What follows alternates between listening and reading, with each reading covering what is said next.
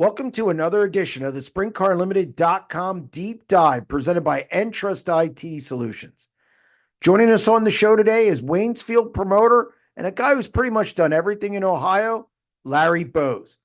Before we get to Larry, don't forget to check out EnTrust IT Solutions. EnTrust is a full-service technology company serving small and mid-sized businesses in New York, Pennsylvania, and surrounding areas. The staff at EnTrust takes a personalized approach to technology.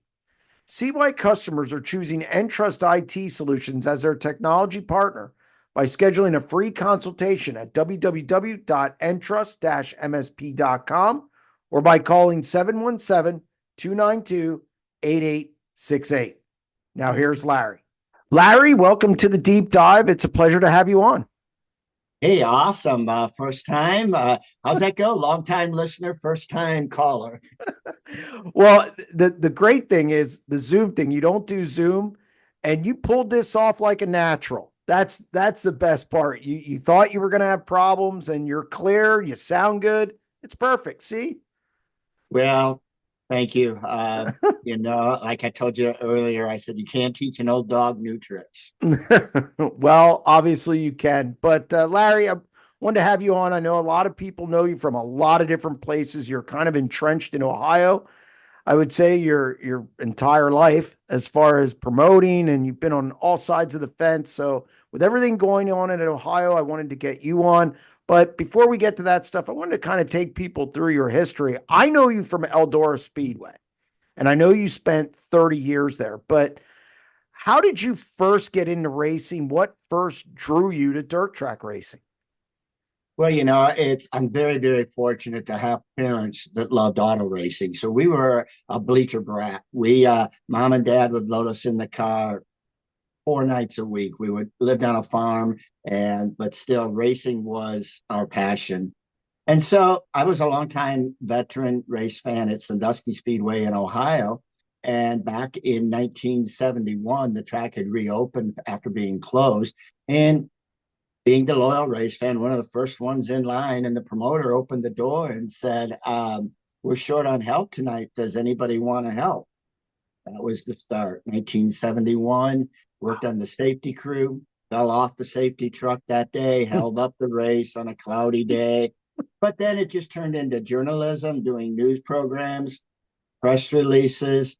And fortunately, it just snowballed from there. And luckily met some really great people through the years, not knowing that Earl at Eldora had kind of been watching me through those years. And then the experience of 1991 coming on board to work with and have the trust of Earl Baltes was a landmark deal for me. So Earl, obviously a legendary promoter in dirt track racing, he did so much. What was it like working for Earl? It was a challenge. What I thought was really ironic is we were both German Tauruses, both bullheaded. And anybody that's been around me knows how bullheaded I am. But it was great. It was like having another father. Earl was gruff, but he knew what he wanted, and he instilled work ethics in you. And as long as you did those work ethics and had a passion for the sport, you would fit in. One of the biggest stories I had was we had a spell, again, talking about how bullheaded we are, back at one of the King's Royal weeks. He and I got into one of our many squabbles over, I think, picking up rocks off the racetrack or something like that. And so we didn't talk to each other. We went through the whole King's Royal without talking to each other. And finally, about 15 days later, when I wouldn't give in, he come up to me, bumped me on the shoulder and said, "Hey, are you ever going to talk to me again?" The ice was broken, but we had such supreme trust in each other, and his family carried that through as well. So it was just quite an experience. And there's the book of Earl, I swear I could write a book of life with Earl. What is the biggest thing? Because you promoted at so many places. You owned the Rumble in Fort Wayne. You were at Winchester. You ended up promoting Gas City, Montpelier, Motor Speedway. Now you're at Waynesfield. That's where you're at currently promoting Waynesfield. What was the biggest, or maybe a couple things you learned from him that you were able to kind of take through your career? You know, probably two of the most repeated answers I have to that, and they hold true today, is Earl taught me two things. The first thing he told me was go for respect, don't go for friends. He says, you get that respect, you'll be a success. And then the other thing, he would take his little pencil out and he would draw a line on a piece of paper. And he said, you see that line? As long as you stay on that line and don't waver either way, you're on the line to success. So consistency and respect were probably two of the biggest things. You know, you said before we went on air, you said you're grouchy. You were known as grouchy. I never had that experience with you. So, Well, I believe there are those that will disagree. I can get very, very intense, but I attribute it to that passion that has been instilled in me, the desire to want to make it good, make it right. And maybe I don't explain what I want. I guess I expect everybody to know what I'm thinking, and that's a scary thought. But when it's all said and done, everything's great. But yeah, there's been some moments of anxiety. so did you promote these other places or races at these other places while you were at Eldora as kind of the director of operations there, or was that after you left Eldora? While I was working for Earl, it was pretty much Earl. You work for Earl. But throughout this whole thing, since 1978, I have been promoting indoor go-kart racing, Yeah. and Earl has always allowed me to do that. But after resigning from Eldora in 2021, I thought I was too old to do it anymore. 2 weeks away, I said, I've got to keep doing it. And so I ventured out to these other facilities, some success with some of them, failure, if you will, with some of the others due to different circumstances. But it's still a passion and a love that, I don't know if I would want to do anything else. I don't think retirement is in my vocabulary. What is the biggest misconception that fans maybe have with the promoting game and how difficult it is? You know, I know being a media guy, I have some people I know who are entrenched in promoting. So I know it's really difficult. For you, what is the biggest misconception that people have? Well, I think the old adage of you open the gates and close the gates and count the money. uh, No, that's People, obvious. they don't understand that a 4 to 5 hour race program is the result of probably 7 days of work. Uh, there's just so much that goes into planning, watching the weather, especially in the dirt racing business. Uh, you're crippled by weather forecast, and trying to please people is very, very difficult in today's world. I think the image of auto racing isn't quite what it was. The love of auto racing has changed a little bit, but people don't understand that it's a business, and that's a hard thing to the race fan, to the race car driver. It's a hobby. They can choose maybe not to attend for varying reasons, but if we have a race on Saturday, XYZ day, we have to open the gates and put on an event. What are some of the, maybe if you can or want to, what are some of the biggest mistakes you made along the way that if you could go back, you'd change them?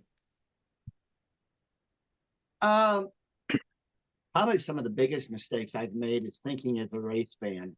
And I relate that back to some of my formative years back Yep. in when I was at Sandusky on the asphalt. It was back in the days maybe current listeners don't recall, but ASA late models were just a hot ticket. So I said, I'm going to have an ASA race.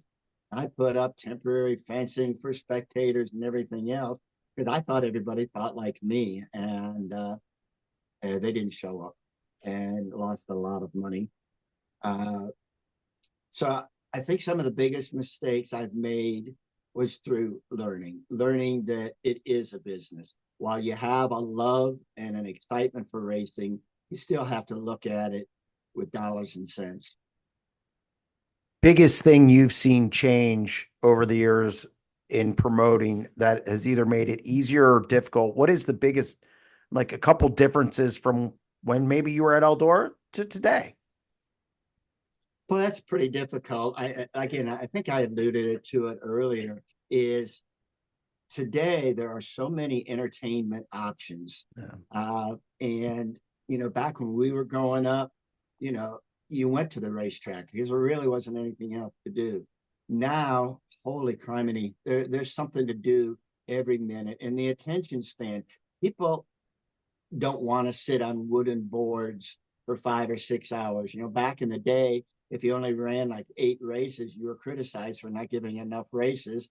And if you got the show done in less than 3 hours, they would gripe that they didn't get their money's worth. So now, trying to keep up with the modern amenities, the ultra modern auditoriums and sports parks, uh, auto racing, we just have not been able, for the most part, been able to keep up with all of that. And now we're trying to condense the program to meet that attention span. And so we're dealing with the old school wants it one way, the new school wants it another way, trying to find that delicate balance. Well, and then we have these things too for weather. Right, right. And you look at those weather apps, and as a promoter, we look at like 8 of them, and we get 8 different forecasts.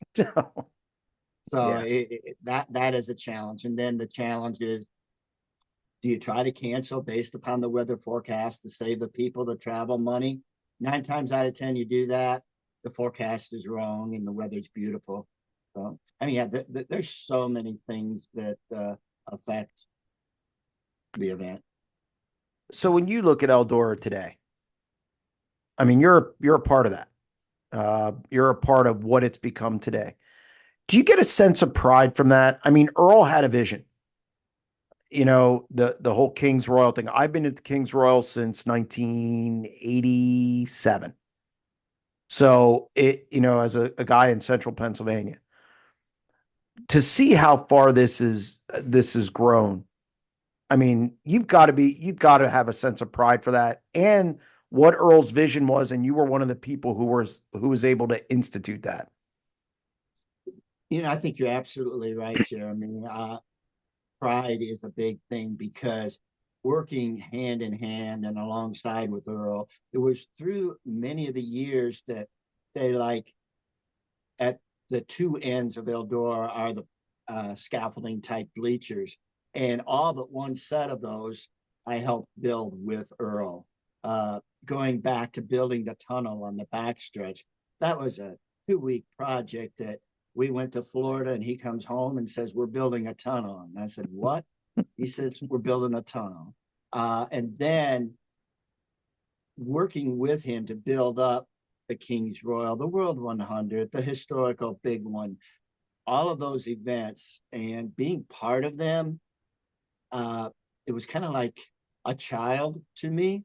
And parents beam with pride when their children graduate or excel. So that's kind of the enthusiasm and pride that I have.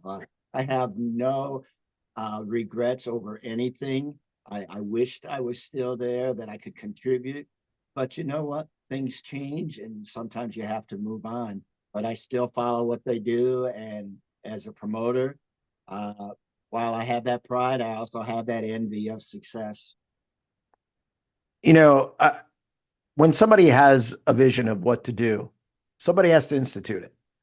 How hard was it to rein him in?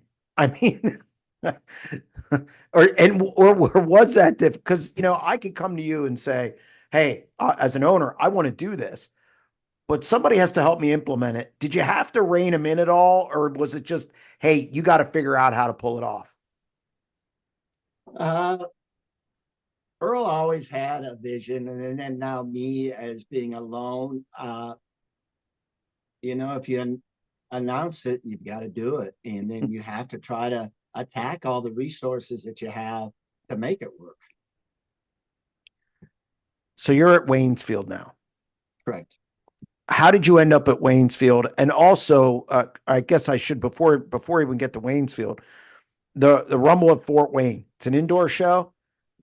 Where did that morph from? How did you come up with that? What made you go that direction? Because that thing's pretty popular. Yes, that's an indoor race on concrete in Fort Wayne, Indiana, and very, very great program with multiple divisions. Runs like clockwork. But to answer your question, my involvement with go-karts again through the years, this is a 26th year of the Rumble. So about the fifth or sixth year of it, Tony Barhorst, who actually created and owned the Rumble prior to me, uh, asked me if I would come on and spearhead the go-kart program. Well, I just kind of worked my way up, and Jack Calabrese, who had been helping Tony, said he didn't want to do it anymore. So I took over race directing all of the divisions. And then in 2015, Tony came to me and said, I would like to sell it. I jumped on it, and we run 269 races in 2 days, and I have the greatest team in the world. And it just keeps me fresh. It keeps me going. Do you start prepping for that like a week after it ends for the following year? I mean, that's quite an undertaking.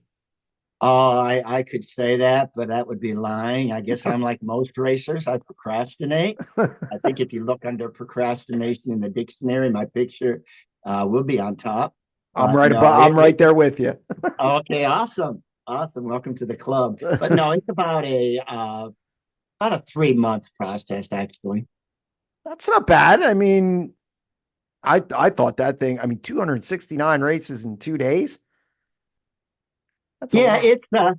it's that's counting hot laps and everything else. I'll say 269 sessions, but we have 8 divisions of go-karts, 6 divisions of quarter midgets, 2 classes of micros, and then also the midget. So yeah, it's a very intense program, but it's clockwork. We're, like I said, fortunate. Staffing is the big thing in racing, and if you can retain that staff and instill the pride and dedication into the staff members, then it's easy. So you go to Waynesfield. What made you go to Waynesfield? When was that? And are you having fun? You know, I mean, it's a neat little facility. I've seen it now on streaming. How did you end up there, and what made you go that direction? Well, things just weren't quite going right at either Montpelier or Gas City, again, for varying reasons. So, I said, I'm just going to do the Rumble. And then Greg Shobe, who owns Waynesfield, who is built on a farm, he's a very Yep. successful farmer. He just took a corner of his property, started out with a go kart track, and then decided he would build a very simple, very basic, uh, large quarter-mile dirt track. Uh, and through the years has had varying promoters with different levels of success or failure. Well, Greg was about ready to turn it back into a farm, but he didn't want to give up yet. So he called me one day and said, would you be interested? So end of the story. Yes, I was. And he's a great man. He has a severe passion for racing, as I do. And we're having fun. We tell everybody it's not an Eldora, it's not a Fremont, it's not a Williams Grove or a Baps. It's a backyard, fun little place. But with that comes the struggles. It doesn't have the large seating capacity, and the cost of racing is going up and up.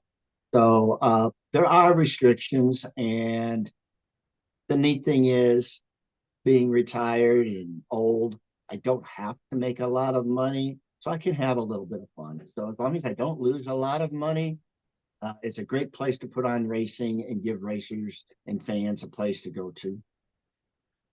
How difficult, and we're going to get into some Ohio stuff now. How difficult is it to fit for Waynesfield to fit in between the Eldoras, the Atticas, the Fremonts? You have Sharon and all of these speedways out there now in this current climate.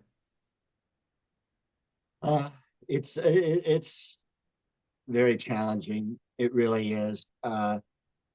You know, if you're trying to keep up with the Joneses and you have that mentality, it's impossible because you cannot keep up with the Joneses. You have to find your niche and live within it. Uh, you know, your neck of the woods, Central PA. I use that word envious again because racing is so strong and so solid in that area. You just mentioned racing, and people are excited. Yeah. Out here, unfortunately, racing's a little bit fragmented, and trying to get everybody to work together is difficult. You got obviously there's the All-Star thing with High Limit came in and the All-Stars, which was, I'd say they probably had a third of their schedule in Ohio. I think that's pretty close. And then another third in Pennsylvania. And then the other third kind of got spread around between Indiana and Michigan and maybe you had a couple races in Florida. But uh, when High Limit came in and purchased the All Stars from Tony Stewart, obviously you were associated with the All Stars for a long time. What did that mean for the ecosystem in Ohio? Because I looked at some numbers and everybody said it was going to crush Ohio, but I saw they only had one less race, big paying race. I thought Ohio adjusted really well. Ohio has quite a few marquee signature events, and they all continued with success. So I think it opened the door for some other tracks to maybe come on board with to establish some marquee events. And High Limit did reach out to some of those tracks. Some worked out well, some maybe not quite so well. The World of Outlaws maintained their status quo. Then we have Aaron Fry's Fast Winged group that was kind of in Southern Ohio, tried to venture back up north a little bit. And then you've got the AFCS, Attica Fremont Series. So the pie was very ripe, but there were a lot of pieces of that pie, and trying to find the right piece for your facility became difficult. So moving forward, now the All Stars is coming back. Now we haven't seen a schedule yet, but we've already seen you mentioned the fragmented side of it, and we're seeing that now. Aaron Fry was asked to, uh, you know, kind of, I guess, fold up fast and come over to the All Stars. Farmer has the All Stars. He leased it from High Limit. And now we got another, we have another deal with Ohio Speedway, possibly with a third party. You've been around a long time. When you see all this, what are your thoughts, especially from a standpoint of not only a fan, but a promoter at Waynesfield, trying to book events? Well, that's a difficult question to answer candidly. It's just, I think the first thing you want to say is, why is the NFL successful? Why is NBA successful? It's because they have a vision to promote the sport. It's not fragmented as we are. I guess my first question is, why can't we all get together and look at sprint car racing and what is best for sprint car racing? I'm not, maybe ego is the wrong word, but let's throw the egos out the window. And racing isn't getting any cheaper for the fans, for the racers. And so what can we do to help everybody? Rich, farmer, made a great statement in one of his rebuttal to the announcement, in that different facilities have different seating capacities. Not every track can host a high limit or a World of Outlaws. Uh, so you have a series like Fast with a little lower uh, prize money structure. So maybe that's what's for them.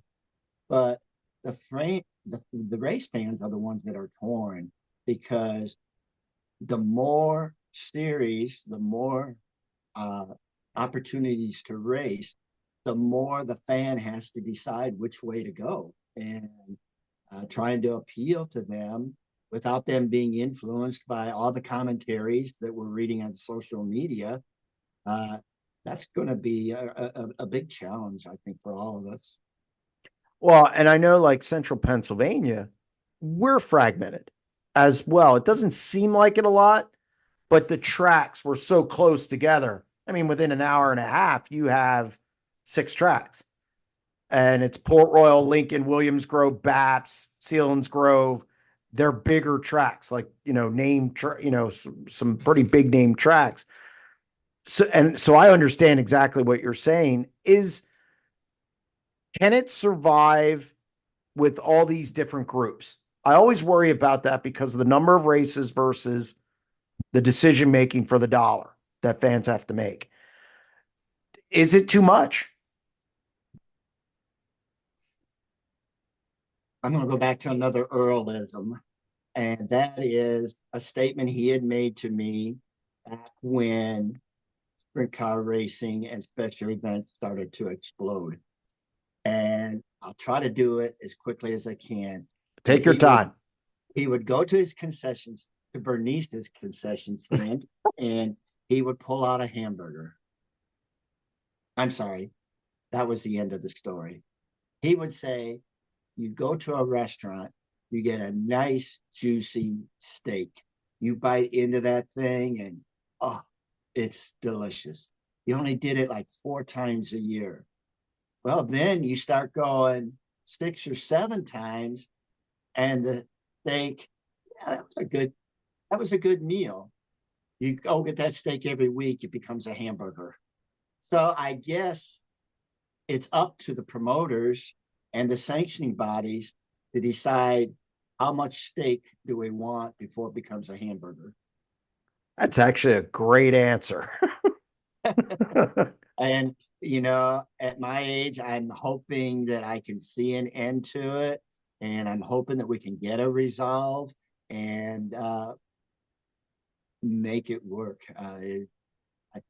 You know, there's an evolution, it always pans out. It takes a while.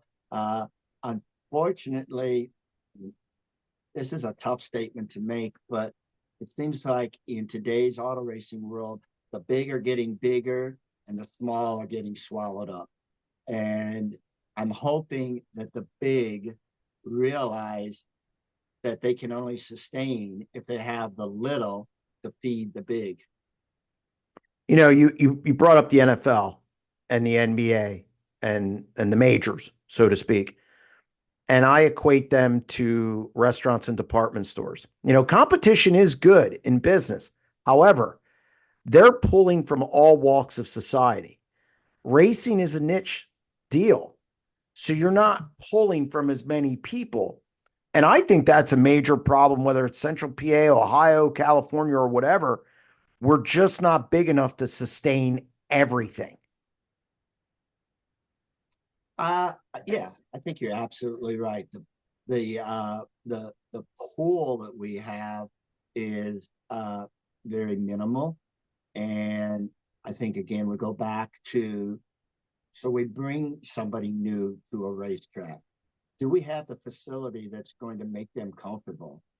Do we entertain them? Do we educate them? I'm probably going to offend some announcers here and stuff, but too many announcers are busy announcing to race fans. They're not educating or entertaining the race fans. God love our sponsors, but when you take 35 seconds to give all the sponsors to a driver, and neglect the billboard sponsor in front of you, or, talk about, I mean, there's funeral directors that are racing. I did an interview earlier this week with somebody I didn't even know was the CPA. I think this is what we need to, statistics are nice, but you can read about them on your phone and in the apps and stuff. But remember, there are new people sitting in the grandstands, and are we as an industry educating them? I tell you, you're very lucky, and I hate to pinpoint one person, but at Babs Dave Colton, Hare.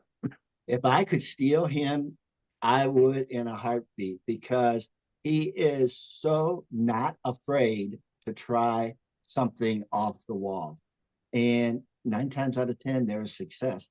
So he may be 50 years younger than me, but I try to learn from him, and I watch what everybody's doing. And unfortunately, so many things are dictated by finances.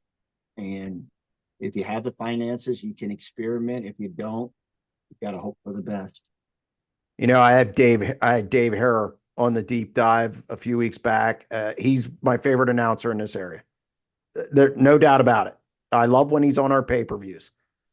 It's fantastic. Yeah, So announcing is important. You only have so many first impressions. It's the front gate, the announcer, the flagman. Those are some of your first impressions, and you have to make sure that those are key people and understand the concept of what you're trying to do. So you're at Waynesfield. I assume you do the scheduling. Right. I How do am you trying decide? to. How do you decide who to bring in? I mean, there's sanction fees, there's money. Is it a bottom line thing? Is this one of those things where you do have to put maybe your fandom or relationships aside and do what's best for your owner and you as well, and obviously your fan base?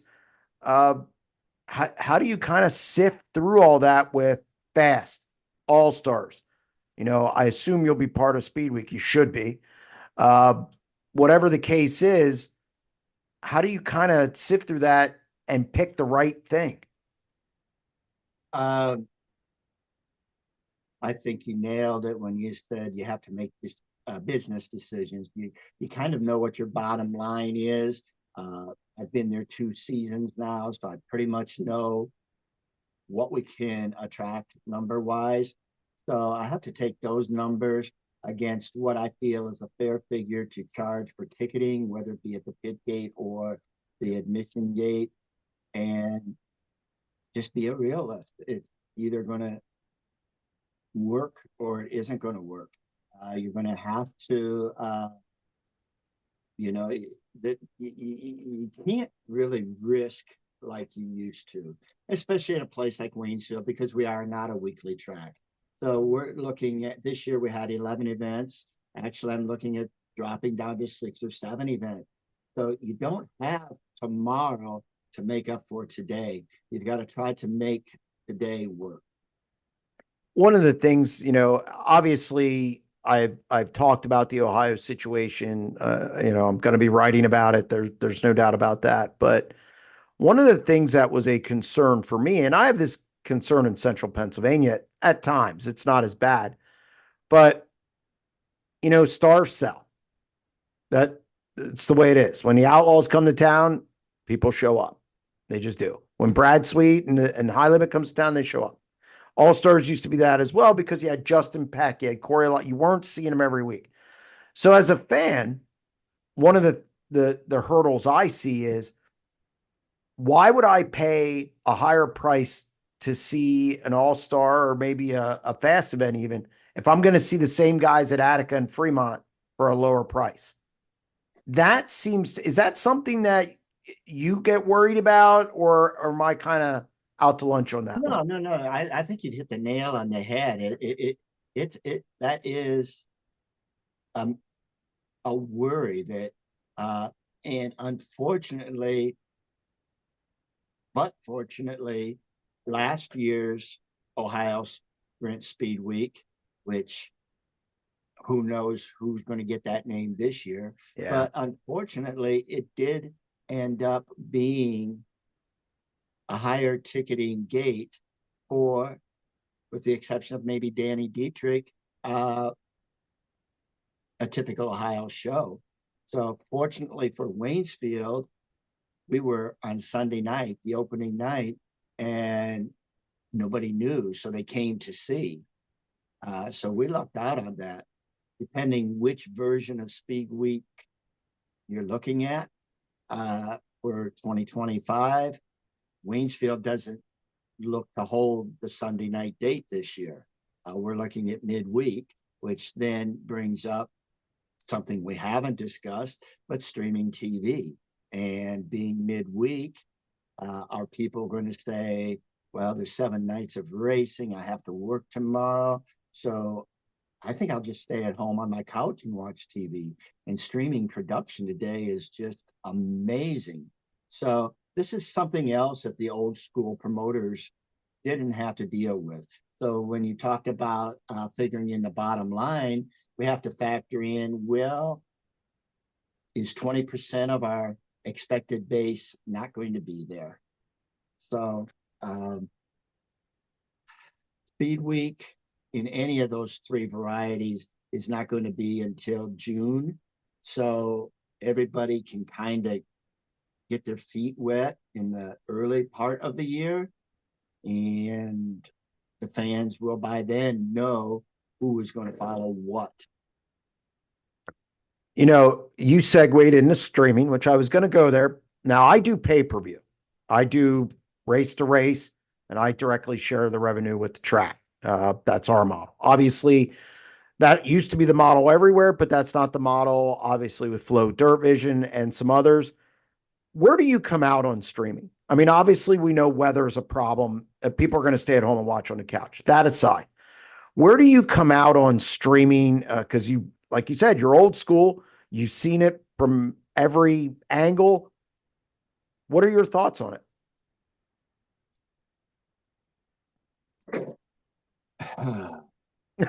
They weren't all going to be easy. This is where you have to, we're in an election year and you learn how to speak politically. So I guess I'll be blunt. I'm not a strong advocate of it as a racetrack owner. As a fan, I think it's the greatest thing since sliced bread. Yes. Because I know at Waynesfield, we've lost a lot of our senior base because they can stay at home on a Saturday night and between the different streaming platforms, sit on their couch, drink their pop, eat their pizza, and watch 7 or 8 races. And so we've lost that income. Where do I think streaming is great?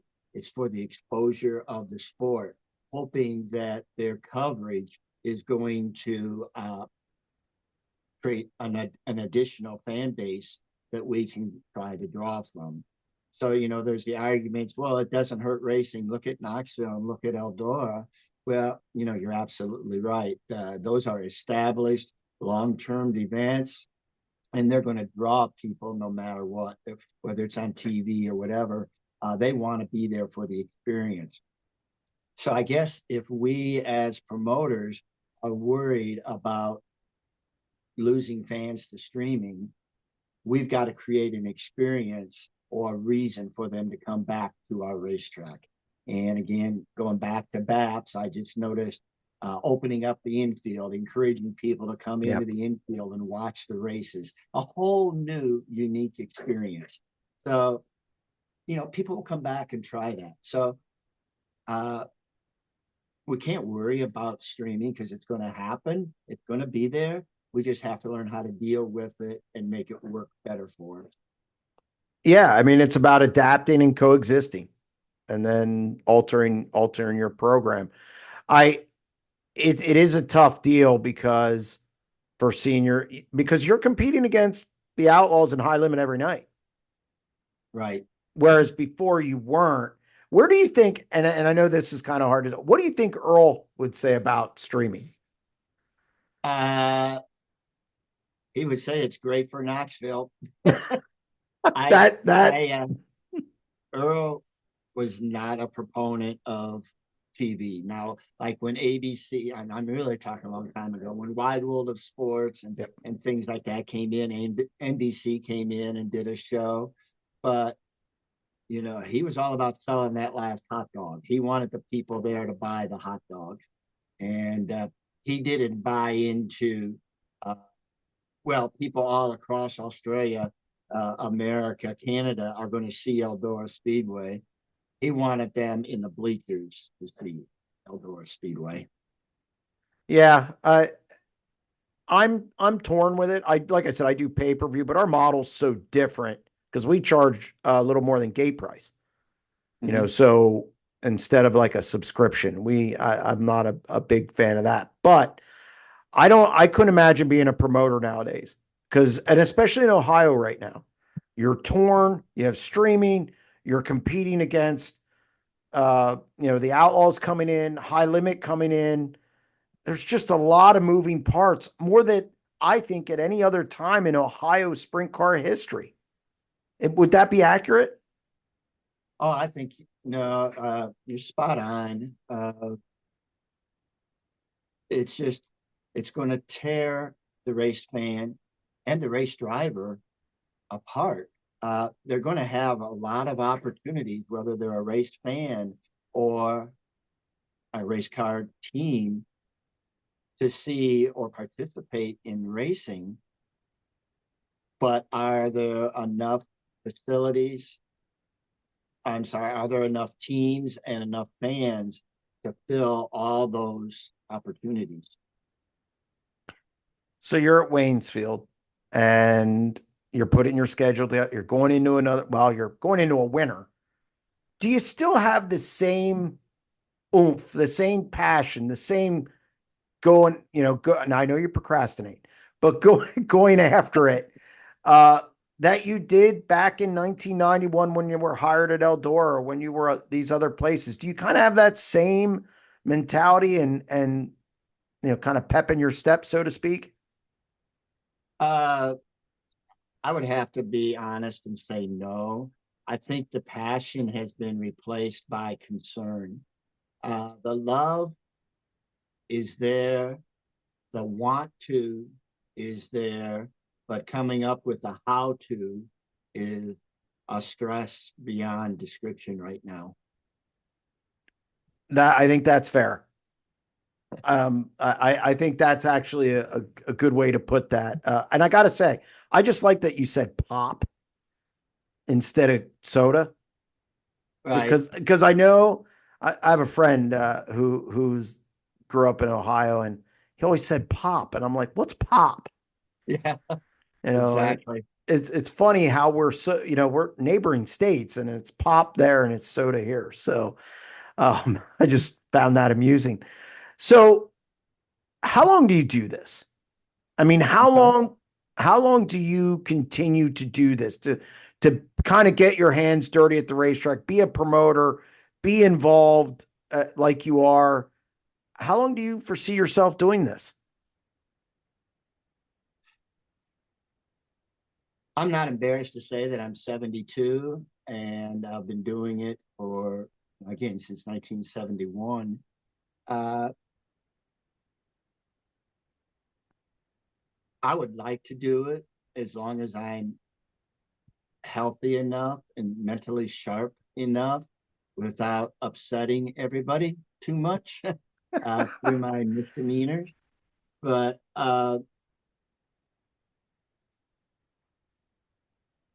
you have to ask yourself, what is the reward? And at what point does the stress level affect your health? Uh, the short answer is I don't see an end right now. What is the reward for you? What is the biggest reward for you, say, after a night, after a month, after your season? Well, the biggest reward for me, and business leaders would fall dead when I say this, it's not the bottom line. To me, the biggest reward is a night when the checkered flag falls and people are excited. You don't have drivers come screaming at you. Everybody had a good time. You're here putting together an event. So the biggest reward is an event that pleases and satisfies everybody. My biggest reward in racing would go back to the very first Mopar Million at Eldora Speedway when we ran the USAC sprints. It was a dream come true. We had the car count, we had the weather, we had the racing action, we had happy fans, we had excited teams. Just everything fell together. And to my day, to my end, that will be my favorite night of racing. I'm going to vote you to oversee all of sprint car racing in Ohio to get everybody in that room. Well, wait a minute, Jeremy. Let me take my hat off and say there's not enough hair left up there to do that. I don't have much either. So, but I think I've often said this about Central PA, and I get criticized for it, and that's fine. I don't care. I'm younger yet. I'm 52. But I always believe there needs to be somebody who gets everybody in a room and gets them to talk. That's because you can't have solutions unless you're talking. So I vote for you to be that guy. I don't know if you'd want that job, but I think you'd be back in my younger days, and I kind of, if you remember back to the days of Hugh Deary and Stu Reamer and the national RPM workshops, and they're still going and everything, but I was the rebel in Ohio, and we just did our own little workshop around Sandusky using Ohio, Michigan, Indiana tracks. And that's what we did, Jeremy. We got together in the room, and we dealt with a lot of egos, but we talked, and we didn't always come up with the resolve, but we were able to talk without pretense. And I would love to see promoters get together and try to work together for a common cause. And will that ever happen? I don't know. But if we keep clashing, it's going to happen. Well, that's a perfect place to end. Larry, I appreciate you being on the show. It was a pleasure talking to you. Like I said, I remember I met you. I was obviously a lot younger, but at Eldora Speedway, always treated me well. And I think you have a good grasp on what's going on out there and what needs to happen. So I'm still going to push for you to be that guy, even though you probably don't like it. But, but again, I appreciate you being on the deep dive this week. It was a pleasure. All right. Thank you very much for the opportunity to chat what we love, and that's racing. Thank you. That's going to wrap up this edition of the SprintCarUnlimited.com deep dive presented by EnTrust IT Solutions. A big thank you to Larry Baltes for joining us on the show. A lot of great stuff there. Don't forget to hit that subscribe button on our YouTube channel and also check out our daily exclusive content at www.sprintcarunlimited.com. We'll be off for the Thanksgiving holiday and we will return in December. Stay tuned.